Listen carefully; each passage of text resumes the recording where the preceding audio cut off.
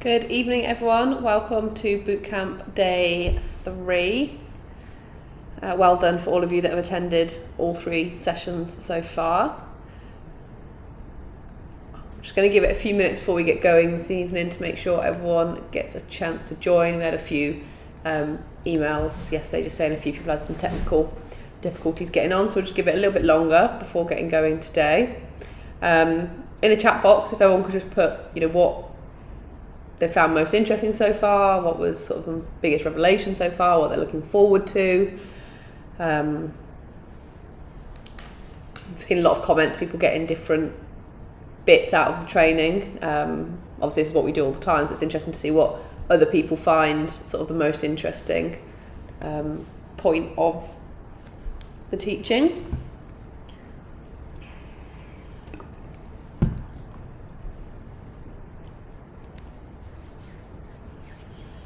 Any good ones? Just waiting for them to come through. And again, we will do a Q&A at the end of today's session. So, any questions, pop them in the chat box and it's being monitored and they will be fed to me at the end.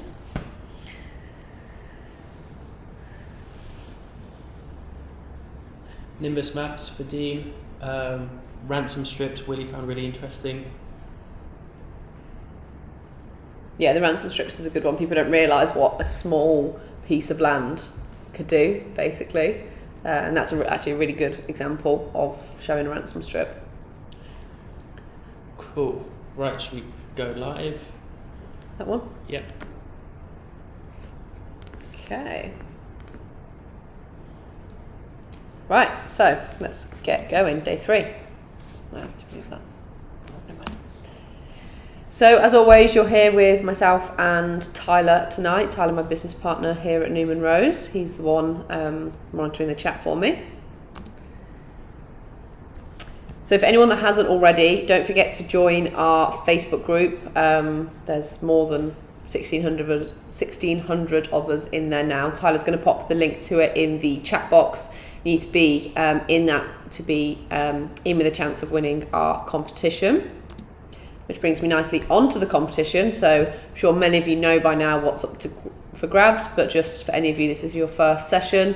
We are giving away to one lucky person 12 months access to our core coaching and mentorship program, Property Development Mastery, which will include the weekly Q&As, group Q&As with myself. Additional to that, you'll get a 1-hour one-on-one business planning and coaching call with myself and an invite to the VIP Inner Circle networking event that's being held at our offices in October, at the end of October. Total value of the prize is over £10,000. So at the end of the training today, as always, we'll be showing you how to enter that. So just to recap what we've covered in days 1 and 2 before we get into day 3. So we firstly looked at basic planning permission principles and the 7 types of sites. How to identify potential land and development opportunities using our mapping softwares, and some of you guys remembered we used Nimbus maps. The site checks and due diligence that you need to perform to assess whether an opportunity is worth pursuing. And how to design your initial site layout and conduct a financial appraisal. So what are we covering today? We're going to look at understanding development finance and how it works, how to use private investors to fund your deals, how to attract investors and get them to agree to work with you, and then how to raise private finance legally and compliantly. So what are the 3 biggest skills of a developer, at least in our opinion? And it's the ability to find the right deal, so finding the deal, to then fund that deal, and then deliver the project. That's sort of the 3 key stages of development. And that, like I say, in our opinion, the most highly skilled developers are masters at these 3 things. So finding and identifying deals, raising the finance and funding these deals. So this is what we're obviously focusing on in today's session. Delivering and exiting these deals, importantly, for a profit. And, as some of you guys will recall, that sort of exiting the deal for profit doesn't necessarily have to be build it out and sell them. It could be exiting it prior to having to build them out at all, with one of our assignable option exit strategies, or it could be build, refinance, rent to retain into your own portfolio. That is still profit. And there are two types of finance that make up the total financing package for development, so to speak, and that is debt and equity. So what is development finance? Development finance refers to a type of debt provided by specialist lenders to fund property development projects. Typically, they will fund 100% of construction costs and sometimes even a percentage of the land purchase price. The remaining amount is essentially your deposit money that has to be put in either by you and or an investor, and this is what we call the equity, so the equity piece needed. Now, with development finance, they normally offer you sort of between 60 and 90% of total cost, depending on a combination of things: the lending market, your experience, and fundamentally the deal itself. These costs, or this percentage they're willing to give you, first is goes to cover construction amount. So that's where you normally get your 100% of construction costs covered. And then, let's say the construction costs take up of the 70% that the bank's given you, 55 has been taken up with the construction, then you will have an element of contribution towards the land. But that's how banks will work, is first the monies have to go towards the construction amount, and then anything left over from the facility they're willing to give you is a contribution to the land. The rest is made up with equity. And when it comes to actually lending, there are a few factors which will help lenders look at you more favourably, but aren't completely always necessary. But one of the most fundamentals is that you have a good deal with substantial profit margins. So I think I mentioned yesterday that there is a viability point that banks will look at, and that's normally a margin of about 23%. But that's just the threshold. You want to be as high above that as possible for the banks to look at it very favourably. If you're able to use a mains contractor instead of subcontracting, so if you remember again, this is where you hand over the entire build to one builder who specialises in construction, rather than you managing all the moving parts yourself. And this links into point one, is, if you have got the deal with the right margin, you can afford a mains contractor because they tend to just be a bit more expensive. Experience is important, of course, to the banks, particularly if you are subcontracting instead of being able to use a mains contractor, and the more experience you have, the better. Equity created from planning gain will mean less or even no capital input from yourself. So what we spoke about sort of yesterday was creating that planning gain. That in itself, the uplift in the land value, can become your equity piece. So here's just an example of a site where the planning gain was particularly valuable. So this was a site for, it was for 5 units in Flongley in Warwickshire. The land was just the garden behind someone's house, and we secured it on an option for £550,000. Once planning was achieved and we got the 5 units approved, the land was worth roughly about £1 million, which meant £450,000 was created in this particular deal. Now, this particular one, we had 2 options with the funding. Standard banks, so to speak, were willing to offer 100% cost coverage on the lending if we put the land in at the option price of £550,000. So the banks would have covered it all. But we actually had a private investor who was willing to let us sell the land from one company to another for £1 million, and then also cover 100% of construction costs. And what this did is it meant we had all the construction costs covered, but also we were able to pull out that £450,000 planning gain at the start, which was the option we went with in the end, and cycled that into other deals. But beauty was we got 100% coverage, and not only that, we had options of lending. So a really important thing to look at and to understand is something called the capital stack. And a lot of people don't understand this really. And essentially it's a visual demonstration. There are sort of more complex versions of this out there, but very simply, it shows that of total cost or total lending, the bulk will be made up with our senior debt. So this is our development finance. So most of your costs will be covered with lending from the bank in the form of our senior debt. The remaining amount to get to 100% of cost is topped up with our equity piece. Now, there's two sort of key things to look at when it comes to the difference between debt and equity. The first one is the priority order of them. So what this means is when it comes time to pay these back, who gets paid back first? And also, if things go wrong, who gets paid off as a priority? And your debt, which is always secured on a charge against either the asset in question or another asset, will always get paid back first. And this will be paid back in the order of charges. So that will have the strongest priority, so to speak. And then equity will be paid back after all debt has been paid back.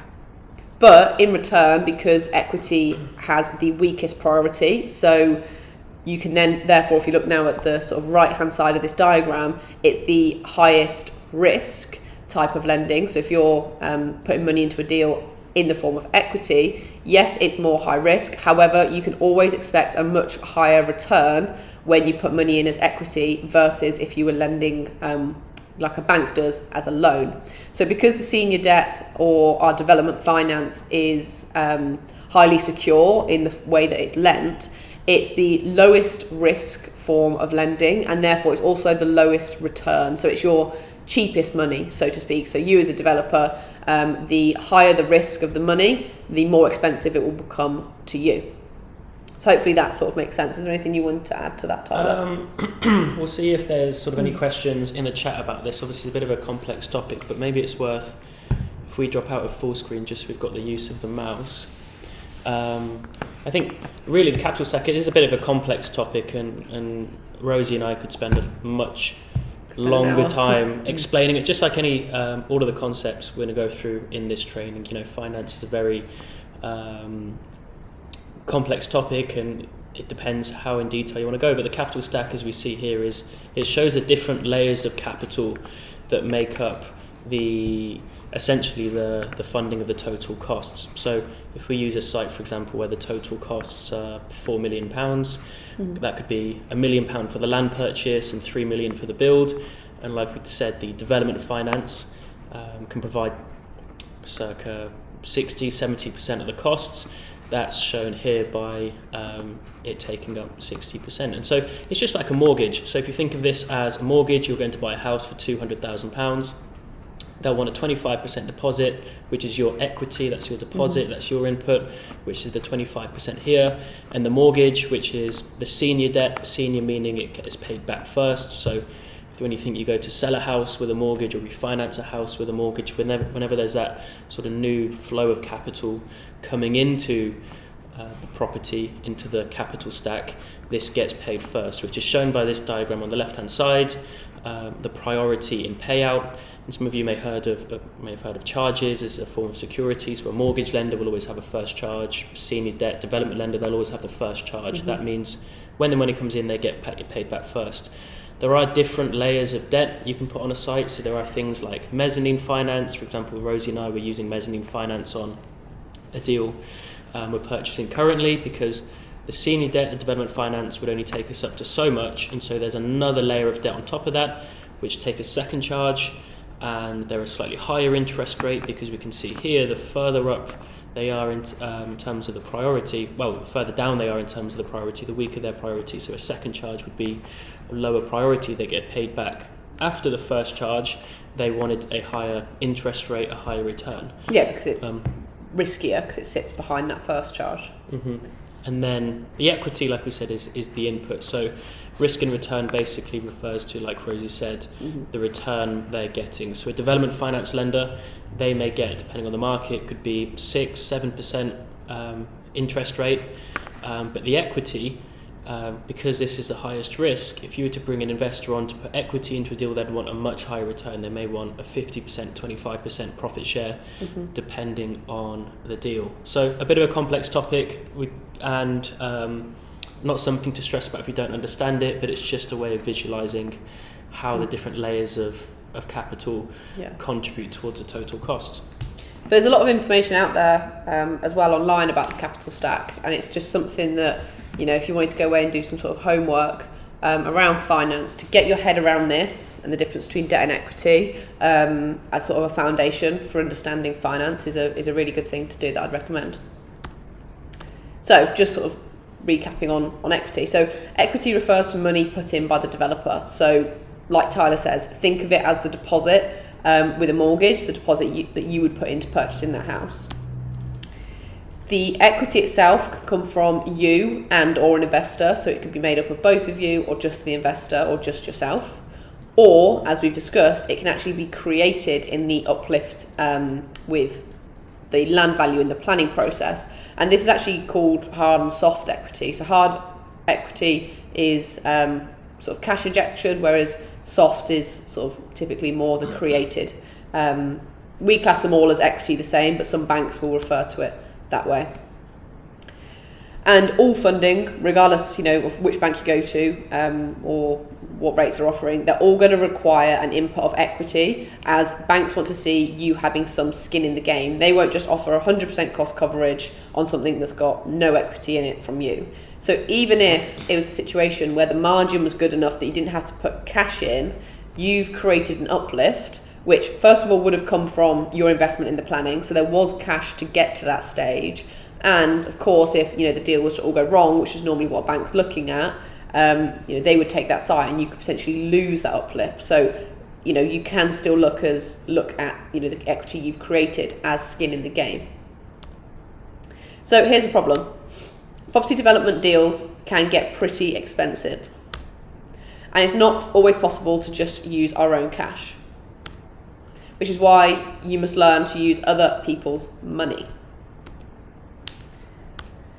So other people's money is a term used to describe using investment from private investors. Your own capital is a finite resource, and it's extremely hard and slow, importantly, to scale a property development business by bootstrapping and not taking on private investment. The top property developers understand that using their own capital will only get them so far, and in order to scale and grow their business, they must work with investors. Investors can act as a lender of debt or put equity into a deal. Debt is often easier to obtain from banks, and therefore we typically use investors to put equity into the deal. And just additional to that point, you do tend to find banks are cheaper than investors when comparing sort of what they're willing to do on debt. So just pause on this for a second. Does anyone recognise this development on the screen here? It was a very famous one done, 10 years ago now? Yeah, I think it was completed maybe, just around 10 years ago. We'll give you guys a clue. It's in London. It'll be interesting to see if anyone knows what the name of the development is and who the developers were. And the reason we're asking this is because we just want to make a point about how some of the top property developers use other people's money. Okay, we've got some coming in already. Let's see. Barclay said 1 Hyde Park. That's correct. Correct, yeah. Quite a few of you have got it. And Barclay said as well, it's a Candy Brothers. Yeah. So again, a bit of a famous development. Some of you would know it. Yep. 1 Hyde Park, yeah. Well done, loads of you getting it. Yeah, well done Graham, well done Ryan, well done Brad. And Richard Rogers, was that the architect, if I'm not mistaken? Candy Brothers. Yeah. And Amrit sort of beat us to our next point. Qatari owned the building. So yeah, this is a famous development in London, done by Christian and Nick Candy, some very famous developers. And the reason this was so famous is because it really just broke price per square foot records. I think they achieved upwards of £10,000 per square foot on the sales values, which was a record for London, and it overlooks Hyde Park, and And yes, if you want to go to the next slide. Yeah, so there you go, One High Park. And this was, importantly, you'll see here, a joint venture between the Candy brothers, so Christian Candy's CPC group, and the former Prime Minister of Foreign Affairs for Qatar. And as you can see there, they used a massive development loan of £1.15 billion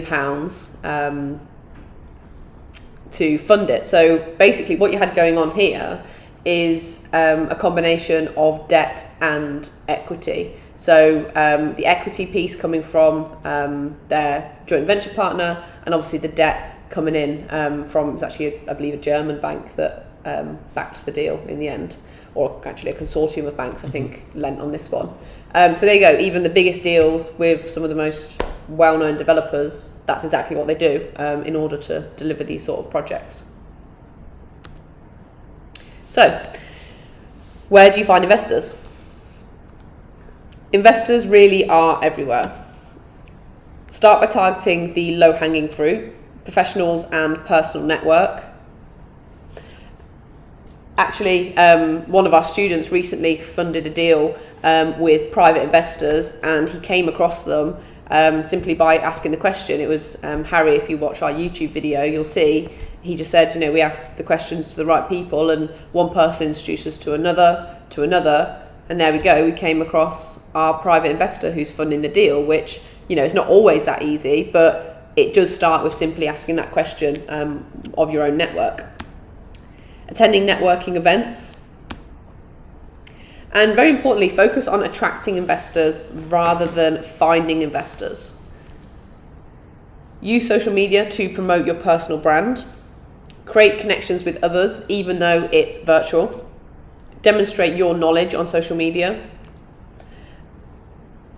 And essentially what social media does is it allows you to speak to the masses in one go, rather than one person at a time. Think of putting an Instagram story out there, how many people you could reach. Well, I think this event that we're doing now is a perfect example of this. We're here presenting to what's hundreds of people live right now, and for us to, we can just say everything we're saying once, and there can be hundreds or there's going to be thousands of people listening to this, rather than us having to have the same conversation with one person one-on-one and then doing that 1,000 times. So it's sort of a form of leverage that we've really used, and obviously we're prevalent on social media. And a big thing we're going to talk about in a second is the importance of sort of a personal brand and getting yourself out there. And we'll ask you guys the question, like, do you trust Rosey? Do you trust myself?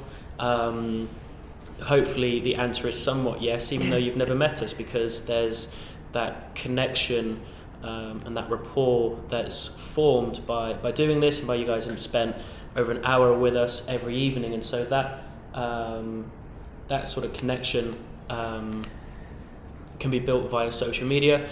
And this is one of the most common questions we get: where do you find investors? And the first point is really so important to reiterate as well, that investors are everywhere. And what I wanted to do was sort of ask the chat.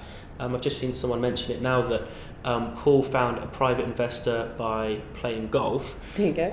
But I wanted to sort of ask the chat, where have you guys, if anyone here has worked with investors or found investors in the past, what interesting places, or how have you come across them? Because actually you never know who's out there, and there's definitely no shortage of money in the world. It's just getting those potential investors to be attracted towards you and wanting to put their money with you, which is what we're going to discuss. I see Alfred Zadie in the chat. I know Alfred is always raising finance. Alfred, what's the most interesting story you've got around raising finance? Paul said LinkedIn has been a good source of work for me by posting regularly for 2 years. And we've got another great example. Someone asked Paul, where do you play golf? Jit said LinkedIn. Ben said at the pub. Sam said he absolutely trusts both of us. Thank you. A lot of people are saying LinkedIn, actually, which is interesting. Indy said, yes, let's become Candy Brothers. No, I'm not saying go and get out a 1.15 billion development loan, but it's the point we're trying to make is that the biggest sort of, and the property developers that are sort of playing at the highest level really understand this game, realise that in order to sort of get to that next level, get into the bigger deals, You can't just do it by yourself with just your own money. Yeah. Bogdan mentioned, even in the sauna, tell people what you do. So, yeah. Cool. All right, let's move on. Yeah. So Grant Cardone is a brilliant example of this. So love him or hate him. If any of you are familiar, he's a Texan American? Louisiana, Lake Charles, Louisiana. He's from. Yeah, he's a very Americanized, very bold character. But he's a really great example of how to use social media and what a powerful tool it can be to raise finance from investors. So in the last 5 years, Grant has actually raised over $600 million from private investors on social media to help him build a $2.5 billion property portfolio in the US with his company Cardone Capital. And quite often he'll put a story up saying, just today how much he's raised from investors. And he has really sort of great investor relationships and returns for them, and it's worked fantastically, but it's all started and continues to be ran from his social media platform. Alfred said he loves Grant Cardone. I knew Alfred would say he loved Grant Cardone. He is definitely a bit Marmite and love or hate. I don't think. Well, Rosey and I aren't going to express our opinion. I quite like. I think what he's done is, aside from he's a lot as a person, but the business strategy you just can't fault. Yeah, he's very polarizing. Says some things maybe I don't necessarily agree with or think twice about, but. Point being, his business concept is very smart. What he's managed to achieve by raising so much money over the last few years, it's just a great example of how powerful social media can be. But what he's doing as sort of an individual on social media is no different to what your big fund asset managers are doing in the background. That on Wall Street and in the city in London, they're doing the exact same things, just not. Yeah, on social media. It's the same concept. It's been done all over the world and has been for many, many years. It's just starting to come to the sort of forefront of sort of people's, I guess, awareness on social media. You look at some of the biggest landlords in the world, which are funds like BlackRock, I believe. I don't know if they still are, but they were one of the biggest, still the biggest owners of real estate. And this is exactly what they do. They raise finance at scale and they buy and develop assets, and so obviously what we're just doing it is on a smaller scale, and Rosey and I have raised at this point over 7 figures from social media, through our audience, through sort of email, Instagram, etc. But just to note, so you'll see here 600 million from private investors has become 2.5 billion, and people like BlackRock that Tyler mentioned, Aviva, LNG, all of these big funds, they raise equity as well, or they use it as short-term debt, but they also combine that they've raised with standard streams of lending from the bank. So they're also doing that, manipulating that capital stack to get the absolute most leverage out of either what they have or what they can raise. So it's not just that he raised 600 million and then bought 600 million pounds worth of property. He used that to leverage it in multiple ways to create that 2.5 billion, which is what your big funds do as well. So just one thing I want to touch on is, I'm sure all of you are probably aware of the characters in front of us here. Sadly all passed away, and I'm sure, I remember just recently when Kobe Bryant died, I think I actually shed a tear because of how awful it was. Yeah, I've never met him. Just from their sort of public, appearance personas, you feel like you have a connection and relationship with these people. Diana's death rocked the country for days. It brought the country to a standstill. Well, weeks and months. Yeah. And even to this day. Yeah, and I think most people can remember the exact where they were when they found out that she'd died, and that goes to show the relationship you can build with someone virtually. How many people had actually met one of these people yet was probably affected by their deaths, and that's exactly the power of social media and a virtual presence. So how do you get them to agree to work with you? So I'm sure many of you will be familiar with what you see here on the screen, the infamous dragons of Dragon's Den. So how do you actually get them to work with you? So fundamentally, you need to have a great deal at its core. You can't bring a poor or just about viable deal to the table. You need to be bringing a great deal to the table. They must know, like, and trust you. And this is built over multiple touch points and time spent with you, not physically, but virtually too. So think about the fact that, you're sat here with us today, listening to what we have to say. Like I said, the likes of Princess Diana, that was virtual. Build credibility. Investors are smart and will ask tough questions. Make sure you are educated.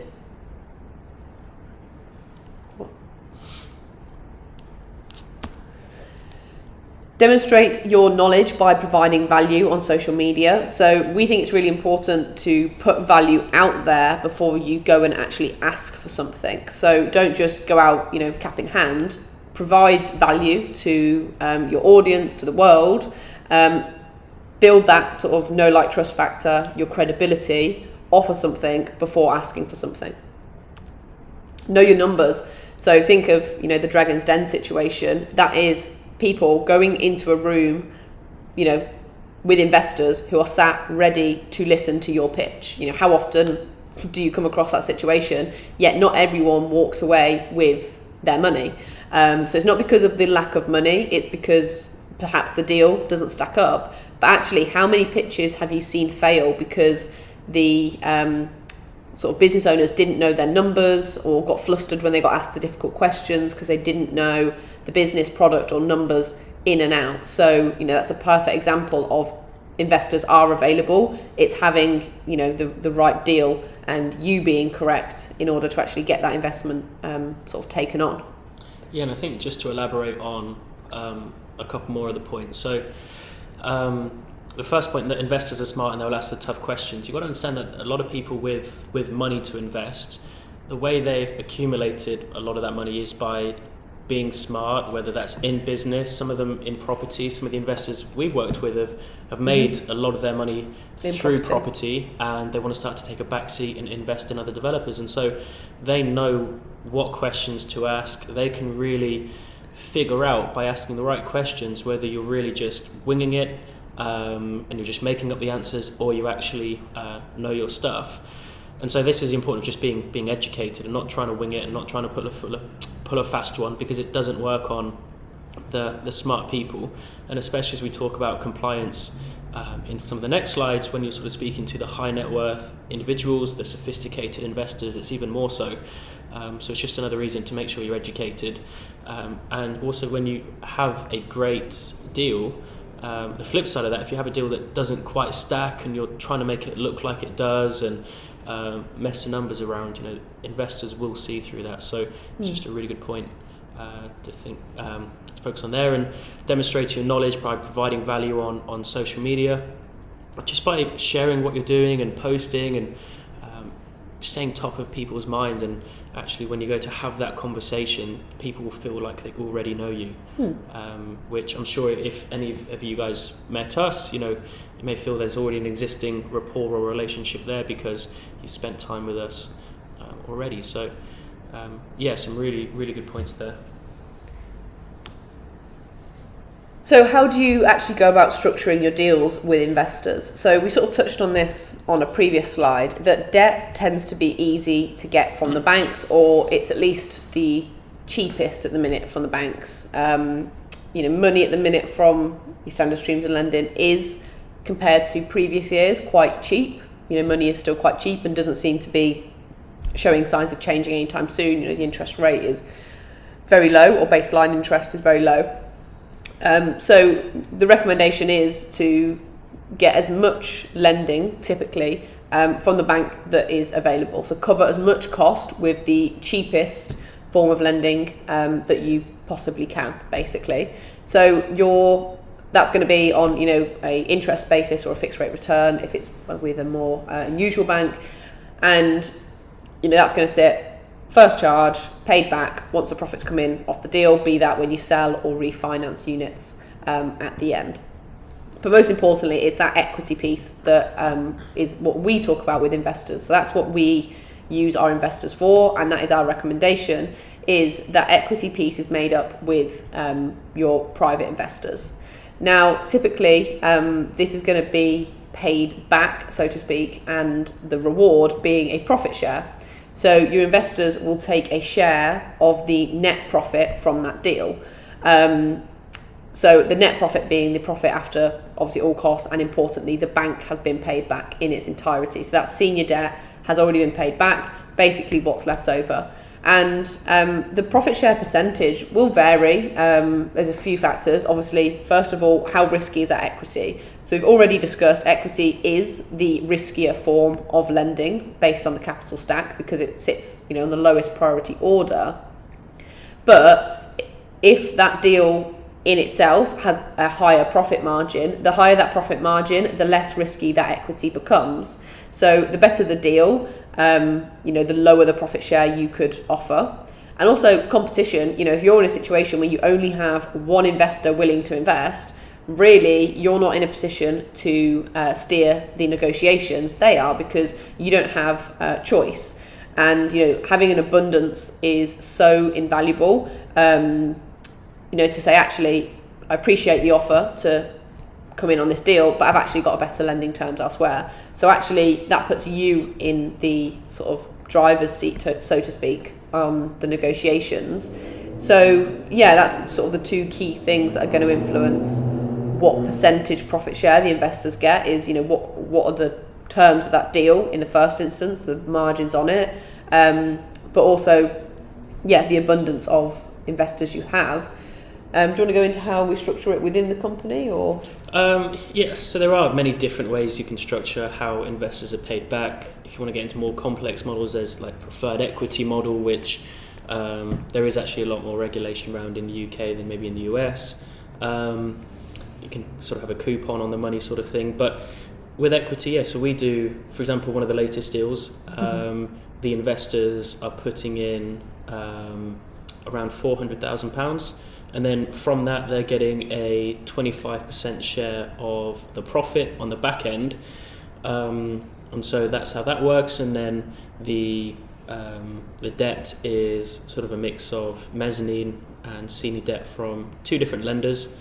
And that's how we're structuring it. And we're putting our own cash into that one as well. But the point Rosey was making is that equity is more expensive than debt, because if we were to, instead of take equity on from the investors and replace that with debt, then we'd only be paying back maybe, depends on it'd be a lower fixed rate, whereas the profit share, it's much more, we're paying back more to the investors. But of course, there's only so much lenders are willing to lend, and you also don't want to over leverage yourself, because if something was to go wrong, maybe build costs will got more than expected.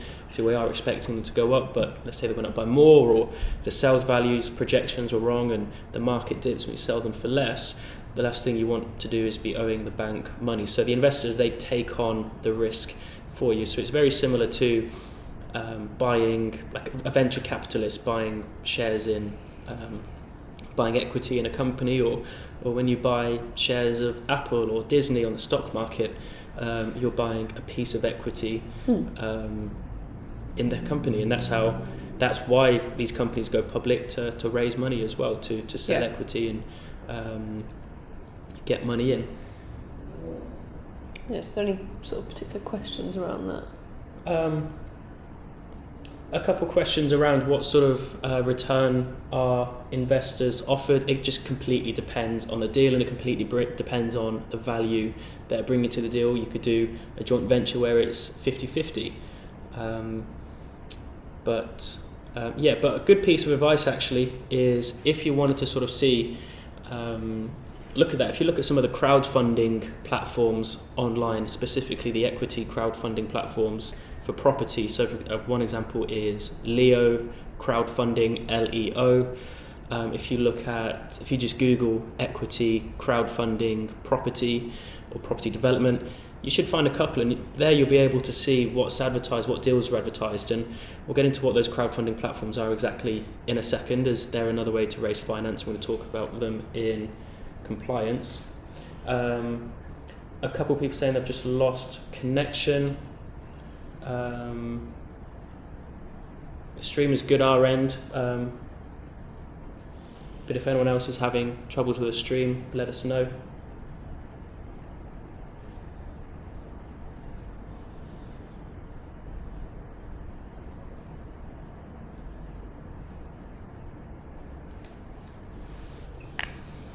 Cool.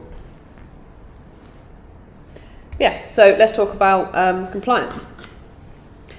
We'll keep it fun, I promise, as fun of a topic as it is. So, raising finance, specifically the equity piece from investors, is a regulated activity by the Financial Conduct Authority to protect the general public. So the FCA, as you may have heard it referred to, is sort of like the ombudsman for financial activities within the United Kingdom, and it's essentially set up to obviously protect the general public from sort of poor lending, I guess. So the FCA regulates how you promote your investment opportunities, who you can take investment from, and how you actually structure your deals. You can only promote your deal and take investment from qualified high net worth individuals or sophisticated investors.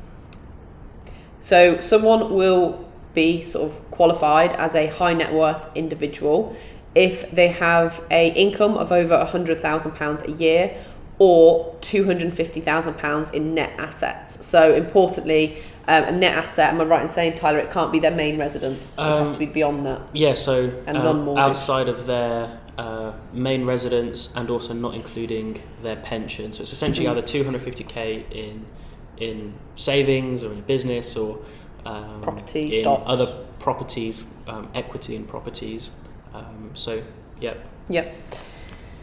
And then a sophisticated investor is someone that is a director of a business generating over £1 million a year or has had recent experience in speculative investments. Now there is a bit more of a extensive definition to a sophisticated investor. For example, if they've worked in private equity or things like that, but just to keep it simple.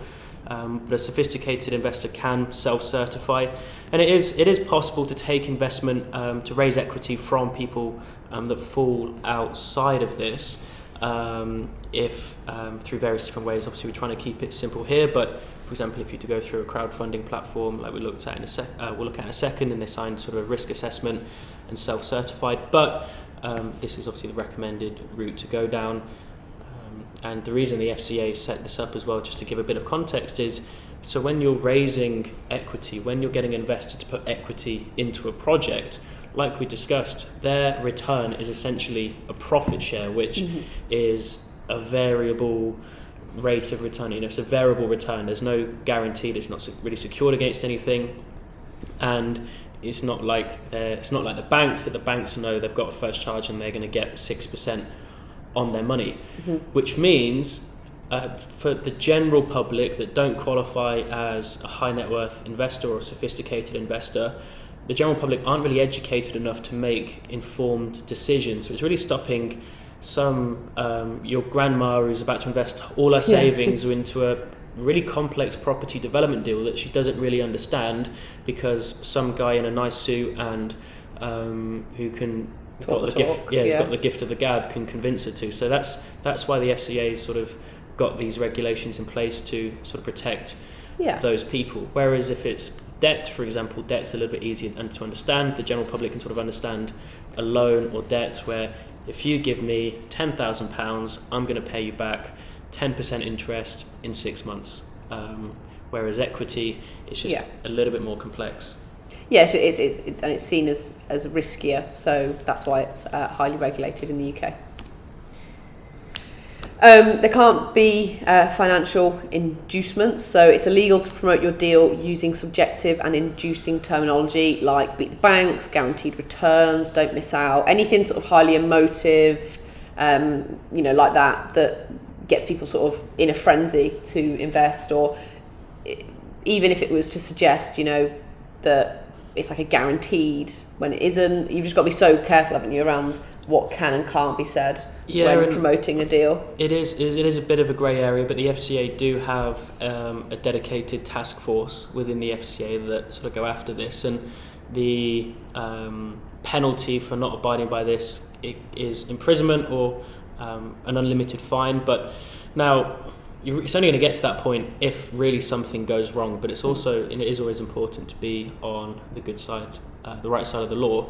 But this also applies to sort of public forums as well. So if you're posting in Facebook groups and you're posting speculative equity investment opportunities, and you're saying don't miss out, you've got 24 hours to decide, etc., those sort of terms. Because in a public group, am I right in saying you can't qualify people? You can't qualify everyone. Yeah, so you don't know that people looking at that post qualify as a high net worth individual or a sophisticated investor, and therefore basically they shouldn't be looking at a deal until you have qualified them. And any deal where more than one investor that hasn't previously worked in sort of the day-to-day activity or managing the deal together already is considered a collective investment scheme. It's unregulated and therefore has to be facilitated by a financial conduct authority authorised agent. So this is basically a collective investment scheme is sort of like your crowdfunding type situation. So we've got it with our current deal, haven't we? Yeah. So in one of our upcoming projects, we've been raising finance for 3 equity partners. There's 3 investors, and so that is more than one investor that's not going to be involved in any day-to-day activity or management of the deal. But if, let's say, you and 2 friends were to start a development company, and you all to put money in, and you all to be there on site making sort of decisions and involved in the activity, then that wouldn't be a collective investment scheme because they're not passive. So if there's any passive investors then aren't involved in the day-to-day management, that becomes, like Rosey said, an unregulated collective investment scheme. So you either must be FCA authorised, which can take a very long time, and there's a lot of hoops to jump through. So what most people commonly do, and what we do, is done it through an FCA authorised agent, which is essentially a crowdfunding platform. So one of the crowdfunding platforms I mentioned previously, they are FCA authorised, and so we essentially present our deal to them. They have some compliance checks they do. Obviously, they want to make sure it's a good deal and it stacks up as well before they put their name to it. And then our investors have to register with them. We create an equity offer document. We have obviously a shareholders agreement drawn up, and so it's sort of like a bit of an escrow facility as well. Also, so it gives the investors are happy because they can see that it's been done by an FCA authorised agent. But also the investors, when they register, they actually have to. They get certified with the platform. So again, although we had already certified them, because we happen to know the investors in this situation as a private equity raise, they still get re-qualified by the financial conduct regulated agent. So you sort of a double secure, I guess, in that situation. Sorry, Rona had a question as well, just about what about friends and family that don't meet this criteria. I believe off the top of my head, without checking the regulation, is that you can speak to family or friends as long as it's prior to essentially the incorporation of your company, prior to you setting up your company. Again, it's a bit of a grey area, there's a bit of a grey definition, but I can try and find out the answer for you and come back to you on that one, but it's definitely worth looking at further, but it's at your discretion. Yeah, or the option is you take on their money as debt, which, as Tyler mentioned earlier, is less regulated by nature because it's a fixed rate return. But overall, like I say, we could sit and talk about regulation and compliance for far too long and it'd be far too boring. But, overall as a developer, by demonstrating that you understand and abide by, compliance and the FCA regulations, this gives you more perceived credibility from investors. An investor's going to feel comfortable if you're doing things by the books. Not only does it protect you and sort of your back as a developer if things go wrong, but it actually does help, we believe, on the front end, when it comes to taking the money on, because, you are doing things correctly and they, will have confidence in you and a bit more trust in you because you're doing that rather than just trying to, take their money. Like, for example, with this platform we've had to do, it's taken us a lot longer to take the money on board from the investors, and it's actually going to cost us as well. This doesn't happen for free. We're going to have to pay the facility to do this, so it costs us money and time, but we've insisted on doing it because it's the correct way to do it. Whereas a lot of developers don't even know about compliance, quite frankly, so they would just take the money on. So, doing it the correct way, we think gives perceived credibility, not just perceived, genuine credibility.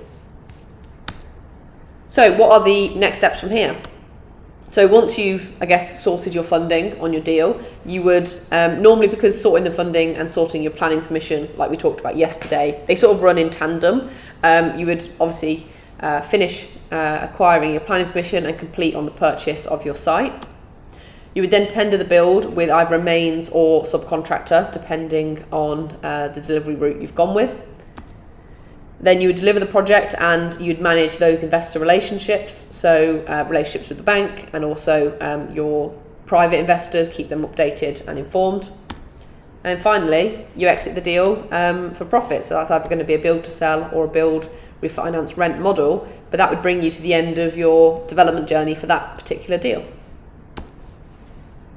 So before we go into our Q&A session, let's just remind you of the competition. So up for grabs is a 12-month membership to our core training program and mentorship, Property Development Mastery, along with a one-on-one hour business coaching and planning session with myself, and a VIP invite to our Inner Circle networking event, which will include a lunch with us at our offices in October. So in order to be in with a chance of winning, you need to be a member of our Facebook group, which Tyler's posted a link to in the chat.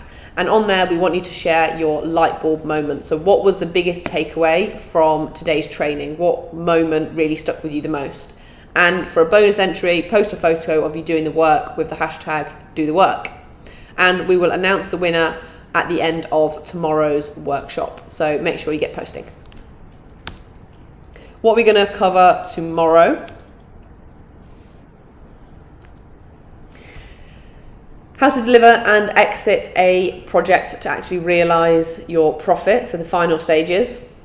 Mapping out an action plan for you based on your current situation, experience and available resources. So basically, how would you get going with all of this? And a special offer for those of you that would like to further your education with us. And of course, as promised, announcement of the winner of our competition.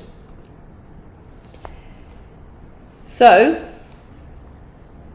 let's get into some questions for today's session.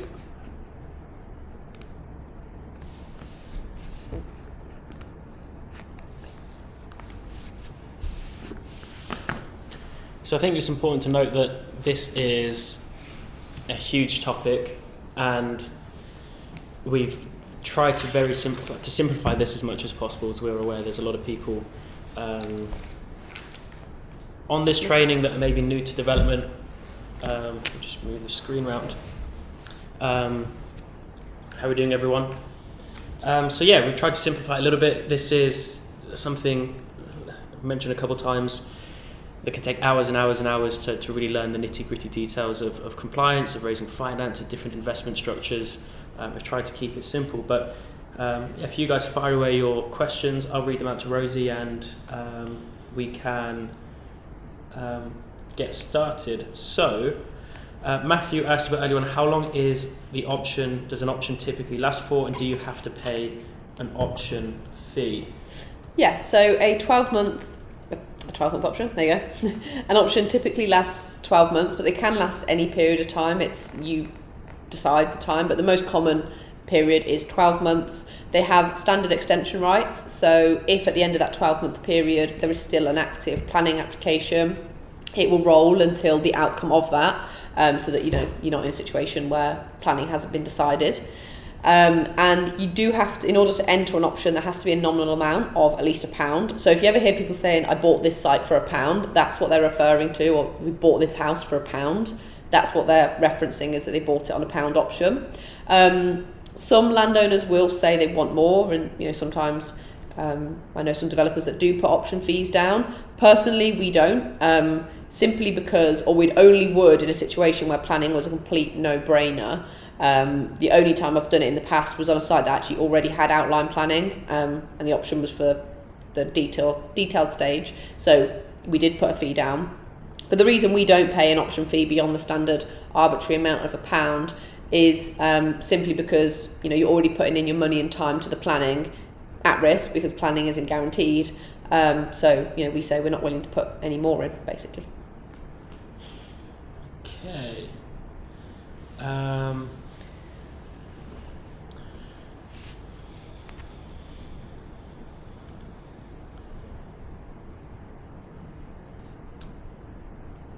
Right, so Ind asked, can you explain refinance in a development context? Does refinance offer developers opportunity to assist the cash flow of a project? So I guess when you talk about building a site out, then instead of selling the units, refinancing the units. Yeah, so you would refinance at the end. For it to help the cash flow of the project, you'd have to phase the project. So you'd have to deliver some units, refinance them, rent them out, whilst other units are still being built. And in that situation, it could help the cash flow of a deal. Obviously, the site layout would have to allow for people to live in the finished houses whilst other houses are being built. So it would have to lend itself to being phased from the construction side. But yes, refinancing could, in theory, help with the cash flows of the deal. Connor asked, what is mezzanine finance? So mezzanine finance is still a type of senior debt. It falls into the total bracket of that, but it sits on a second charge. So it sits behind the senior debt. People sometimes call it as like a top up to top up the amount offered from the senior debt lender. But yeah, it's just an extra amount basically from your traditional streams of lending, but it does come at a higher rate. But a lot of lenders, mezzanine lenders and senior debt lenders, are used to working in pairs with each other. It's a very common way of, by the time you blend the two of them together, getting a higher cost coverage on senior debt. Okay, Wasim asked, how do you protect the deal when you're talking to investors? So, as in, I suppose you mean protect the deal from them taking the deal. Mm-hmm. Normally, you would only start talking to investors about the deal once you have it under option, and once it's under option, you've got it for that fixed period of time. So there's nothing someone can do to take it off of you. If it is a situation where you haven't got it under contract yet and you're concerned, you can have them sign a non-circumvent agreement. It means they can't cut you out the deal. You'd also want the landowner under an exclusivity agreement, and in the hope that the combination of those two things would protect you. But really, you don't want to discuss a deal with too many people at all until you've got it legally under your control via a purchase contract. Okay. I think there's an important point to note on the flip side. You can start raising finance prior to even finding a deal, and you can start nurturing your relationships with potential investors, make them aware of your intentions, what you're looking for, and maybe getting soft commitments from them. But really, an investor's only going to make the decision 100% once they've seen the deal and they're happy with it. Mm-hmm. But there's also the reputational risk, which is sort of a bit of an intangible risk that you need to be aware of when you're working with investors, and you protect that reputational risk, your reputation, in two ways. One, by obviously what you don't want to do is raise finance, get commitments on a deal that you haven't yet secured in a contract, and then the deal falls through and you waste a lot of investors' time. So there is a benefit to getting a deal secured under contract before getting the commitments from them, and them investing a lot of time in due diligence, etc. Not necessarily a big issue. It just depends on the deal and how much time investors are going to be put into making their commitment. Then also the reputational risk in the sense of you don't want to have a deal that goes south and you've sort of promised one thing to investors and they don't get it, and then word gets out that you've maybe screwed them over. And so it's just important to really look after your reputation as well, which is maybe a point we should have made. Just looking for some more questions.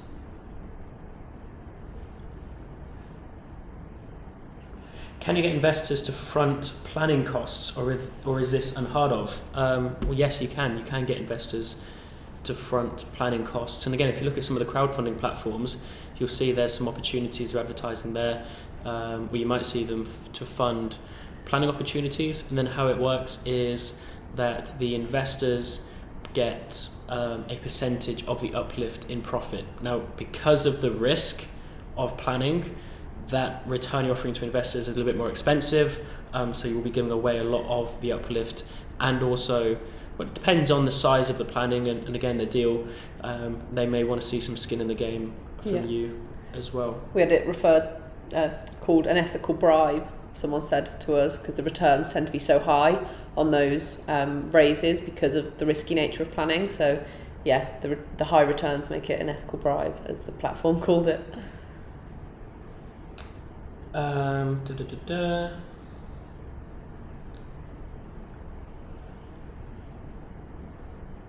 Do you factor debt interest rates into your initial financial appraisals? Yeah, absolutely. So that appraisal you saw yesterday was a simple version, but where that pulls information from is actually a much more complicated appraisal spreadsheet, which has a detailed cash flow behind it, cash flowing the cost of finance to get accurate interest calculations.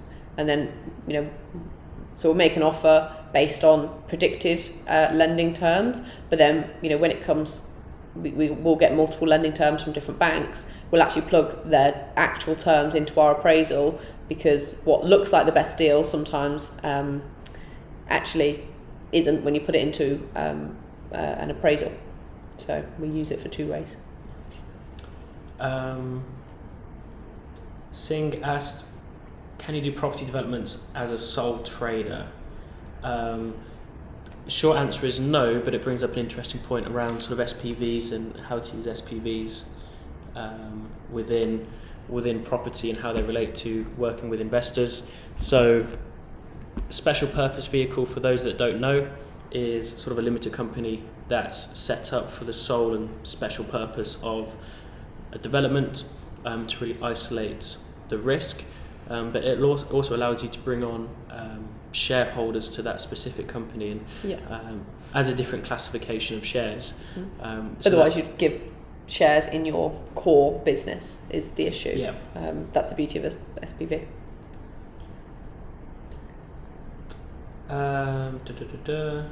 Not only that as well, just on the SPV point, obviously if you're talking a profit share, in order to really form a good relationship with your investors, you want to be completely open book with them. They are on a profit, which means they need to see the cost, which means you need to be open book with things like accounts and everything like that. Obviously, if the deal's being ran through your core business, that would mean they'd see everything about your business, which you don't want. That's your private information, I guess.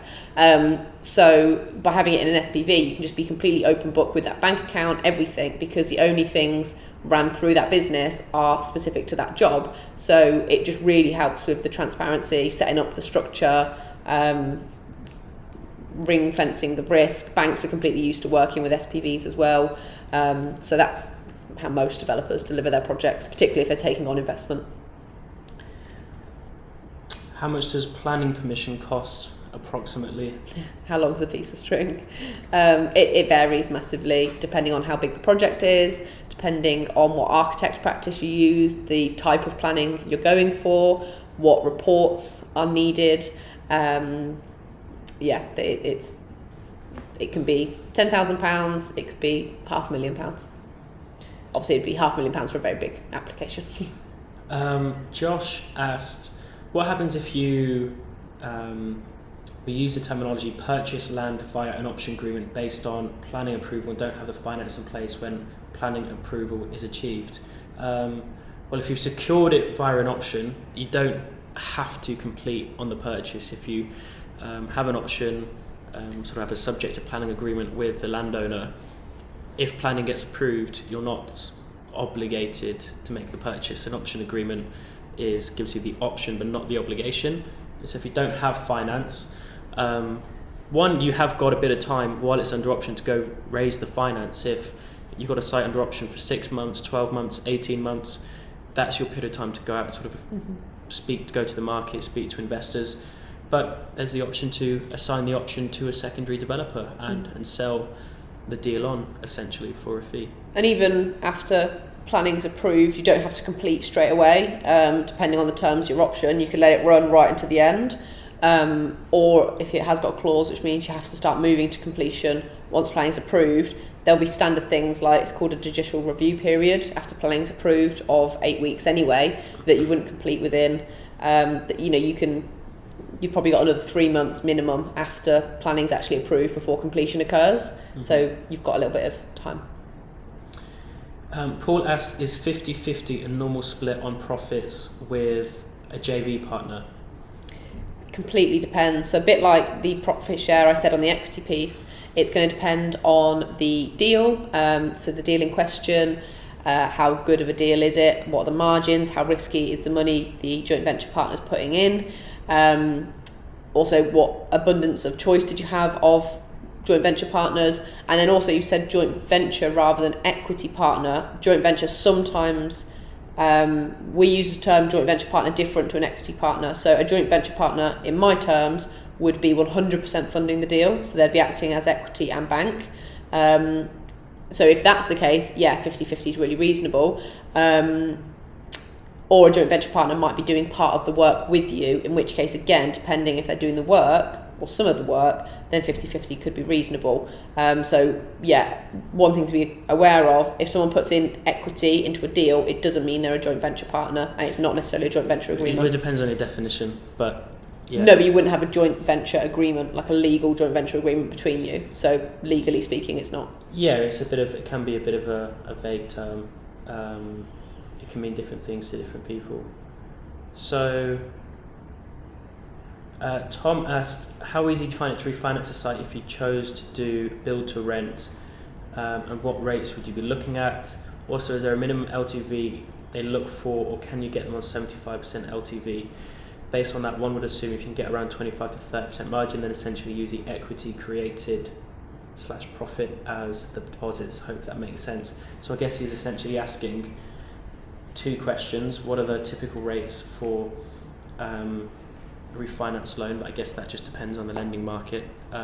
Maybe you'll have a better idea than myself. But if you build out a site with a 25 to 30% margin, can you essentially refinance it, and you'll pull out Yes, if most, if not all, of your money. Yeah, if you put it onto a buy-to-let mortgage, you wouldn't be able to pull out the money on a refinance if it's at a 25% margin. But like you say, your profit, that margin of 25%, would go in as your equity into the refinance, and then the development finance, so the senior debt, would be wiped out by the new lending, probably in the form of like a buy-to-let type commercial mortgage. Loan, if it was commercial versus a strict buy-to-let, then the rates are higher. I think the rates of commercial mortgages sit more around the 5, whereas buy-to-lets are a bit cheaper than that. But yeah, it depends on the deal. It depends on the scheme. If it's multiple units, obviously there'll be more of a however many units. Even if it's residential apartments, it could be sort of a commercial. Yeah. It was some form of commercial loan. And it's a bit more specialist. Quite often, whoever does your development finance would be interested in doing the refinance on the deal, because if you can imagine, they just keep making money from you and they wipe out their own debt, so it's like a win-win. Dennis asked an interesting question. We've got a few from Jev as well, Jenny. Dennis asked, what is the number one question you should ask someone who approaches you with a property development deal? It's an interesting one.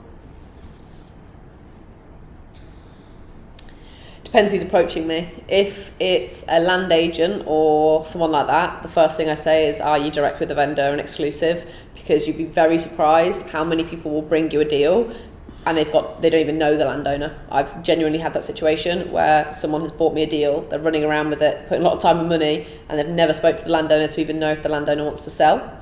So that would be my first point with a land agent, someone trying to introduce a site who's trying to get a fee. Are they direct? Can they actually sell it? If it's a developer, I normally ask what's wrong with it. Yeah. Sort of in a half jokey, half serious way. Yeah, and I just ask them where they got the numbers from. Yeah, they normally have an appraisal, and I just like to interrogate them. Yeah, when they say, "Oh, the build's going to cost £140 a square foot," I ask them where do you get those numbers from. And if they said, "Oh, my mate down the road built it for that," it's not. You want to see some sort of cost plan, stuff like that. So just asking about where they got the numbers from. Do you give personal guarantees to senior and mezzanine lenders, and to what level? Do you also provide personal guarantees for investors, or are they totally ordinary equity? So PGs, one thing I want to say about personal guarantees is they're not just used as to guarantee the debt. The biggest use of a personal guarantee is to tie you as the director and the person lending the money into the limited company lending the money, because a limited company by nature is limited and you're protected by the veil of incorporation. Yeah. So what they don't want you to do is just liquidate the SPV, close down the SPV and walk away from it and disappear, and you're not liable for your debt. So it makes you, because basically, in a limited company, you're not liable for the debt of that company unless there's a personal guarantee behind it or it was raised fraudulently. So that's the main purpose of them, first and foremost, is actually just to tie you into the company, because there's so many layers of protection prior to a personal guarantee being called upon. But yes, if the deals, margins aren't right, you're a newer developer, or if the bank's just a bit funny, some banks insist on them, you may have to give a personal guarantee. Rarely is it for the full amount. So we just entered one on 25% of the loan. The site in Cambridge, because we bought that with planning.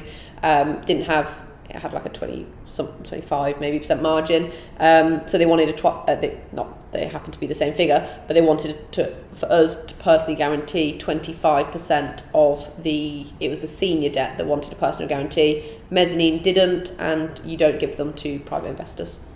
So otherwise you'd have more personal guarantees than you could deliver on, potentially. The second part of the question was, are equity investors ordinary shareholders?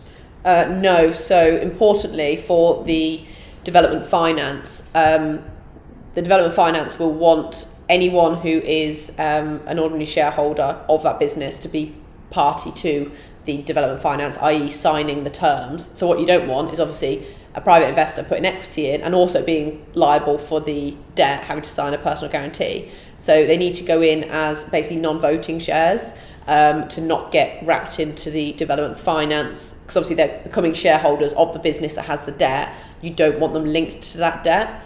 So they need to be non-voting shareholders is the main thing that the banks will look at. Someone asked, Craig asked, have you ever looked at co-living?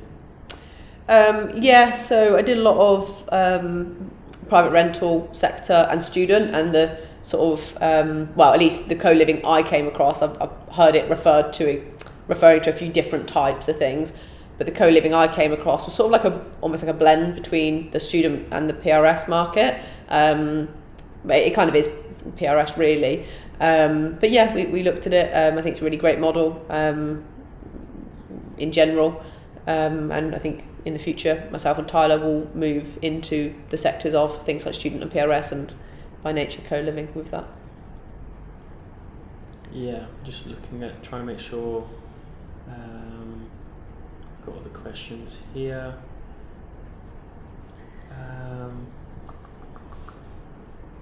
Let's have a look. How much do feasibility studies cost? In brackets, I presume this varies on the project. So, yes, the answer is. But yeah. Do you want to sort of list some of the feasibility studies that someone would need? Feasibility studies. Yeah. I mean, feasibility studies mainly refers to a drawing done by the architect. Yeah. But the overall studies. And reports. Phase 1 habitat, ecological assessment, bat survey, air quality assessment, acoustic survey, transport statement, travel plan, transport assessment, flood risk assessment, heritage statement, crime impact assessment, loss of community use report, There's a lot. It depends on the project and what things are affected on that site. So if there's a listed building, then it's going to be a heritage statement. If it's city centre, it might be a crime impact statement. If you're knocking down a sports club, it's a loss of community use report. Depends on the site as to what's going to be needed.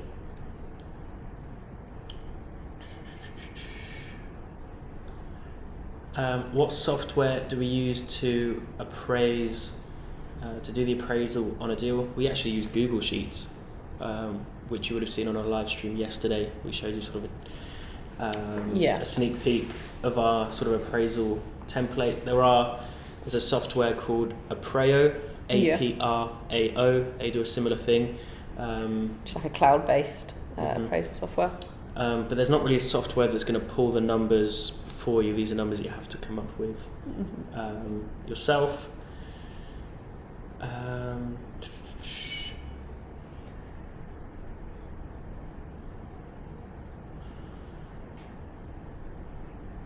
Let's have a look.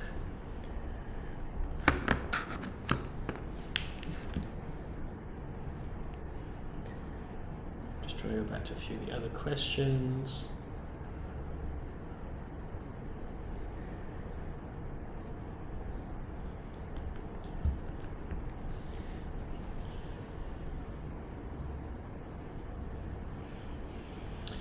Gerard asked if there are 3 or more investors in an SPV exchanging their investments for shares, will all the investors fall under the FCA regulations? So I assume you're referring to the unregulated collective investment scheme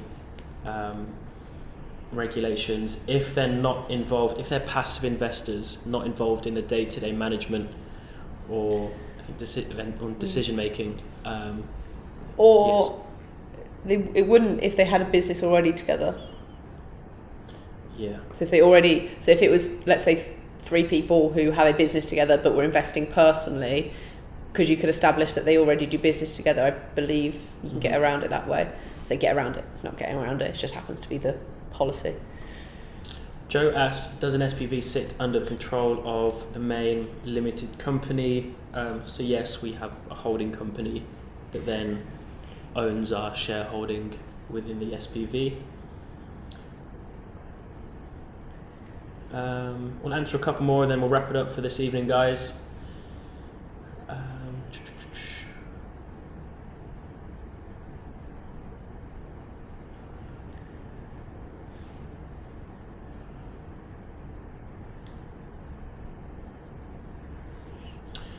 Sadie asked, can you get investors in the UK to do a development abroad? The answer is absolutely yes. You'll just have to study what the regulation is in that country. Yeah.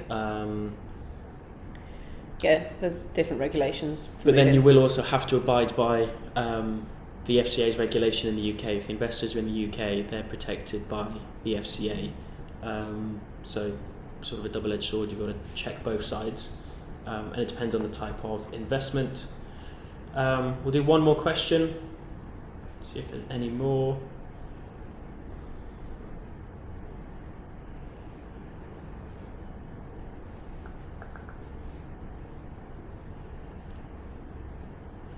Let's have a look.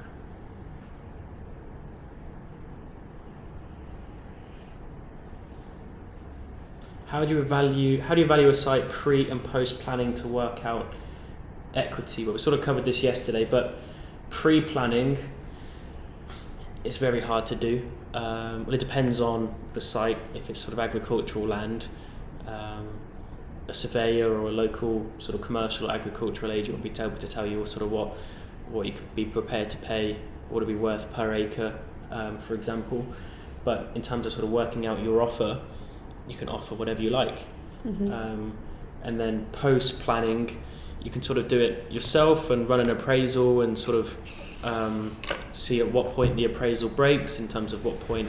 So Rosey was a land agent for quite a while, so I guess the way you did it was just look at what point is it not possible to get development finance, and because that's sort of where the market sits.